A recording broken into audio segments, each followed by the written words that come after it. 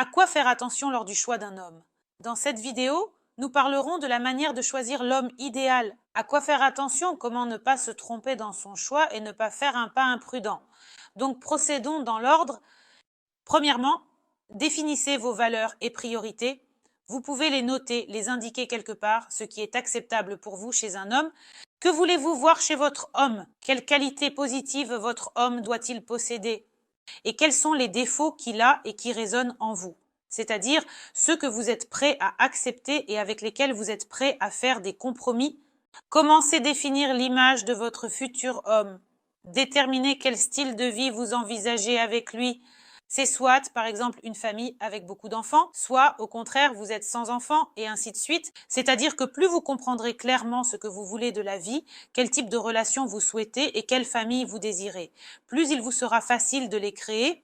Quelles sont vos attentes vis-à-vis des relations? Que souhaitez-vous d'un homme potentiel? Comment doit-il vous traiter? Quel type de relation allez-vous établir? Plus vous formulerez clairement et décrirez vos futures relations, plus il vous sera facile de les créer et plus vous comprendrez clairement ce que vous voulez vraiment.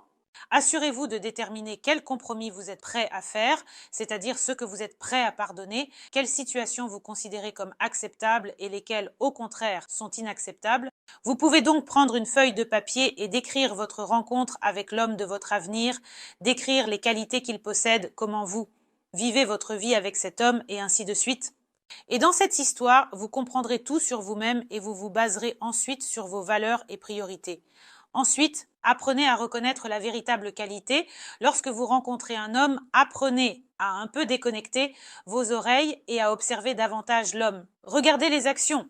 Certains hommes savent particulièrement bien parler et vous raconter des choses qui ne se produiront jamais. Mais les actions sont justement ce qui caractérise un homme. Si un homme vous dit quelque chose et qu'il le fait, s'il tient sa parole ou peut-être s'il ne dit rien mais qu'il fait déjà certaines choses pour vous, cela témoigne de ses belles qualités, c'est-à-dire de ses intentions. Mais si un homme parle beaucoup sans agir, cela indique encore une fois quel type d'homme il sera à vos côtés.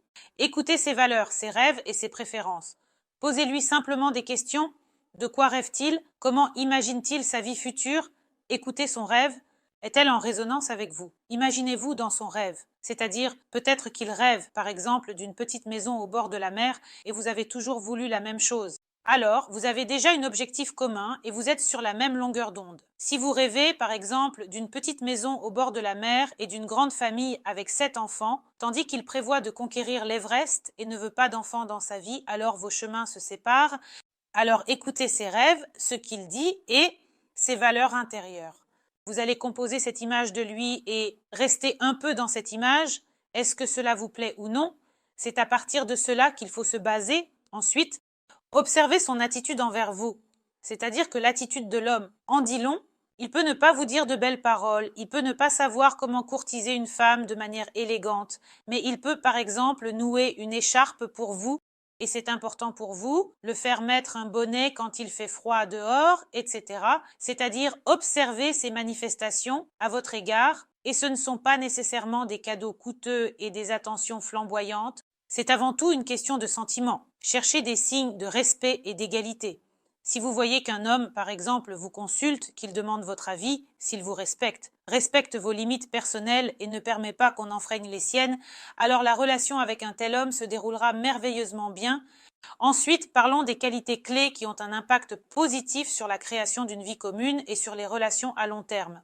La première est l'honnêteté et la franchise. Si un homme est honnête avec vous et que cette franchise se ressent réellement, si vous comprenez que vous n'avez pas besoin de vous méfier, que vous ne ressentez pas cette méfiance à son égard, mais qu'en communiquant avec lui, vous lui faites entièrement confiance. Cela témoigne de son honnêteté et de sa transparence. Votre cœur ressent son honnêteté. C'est pourquoi vous n'avez pas besoin de douter, par exemple, de ses paroles. Et c'est l'un des indicateurs importants d'un homme digne. Passons à autre chose. Responsabilité. C'est-à-dire qu'il sait assumer ses responsabilités. Il ne lance pas des paroles au vent.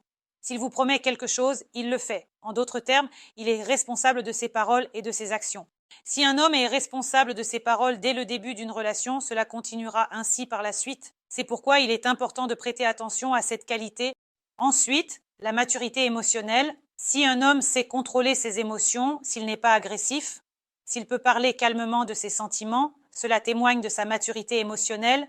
Avec un tel homme, il sera plus facile de construire des relations saines et solides. Ensuite, il y a le souci des autres. Si un homme commence déjà à montrer de l'attention au tout début d'une relation, cela témoigne de son engagement, de son affection et de ses sentiments. En d'autres termes, un homme ne manifestera pas d'attention sans raison, surtout s'il est égocentrique. Il ne peut se soucier que de lui-même. Par conséquent, il n'y aura jamais d'attention pour vous, par exemple. C'est pourquoi c'est si important. La qualité de soin, si vous voyez qu'un homme la manifeste à votre égard, prenez soin de garder un tel homme près de vous et la disposition à faire des compromis. Cela signifie que vous voyez qu'un homme, par exemple, ne s'accroche pas uniquement à son opinion, uniquement à son point de vue. Il ne frappe pas du poing sur la table en disant que ce sera comme ça et pas autrement.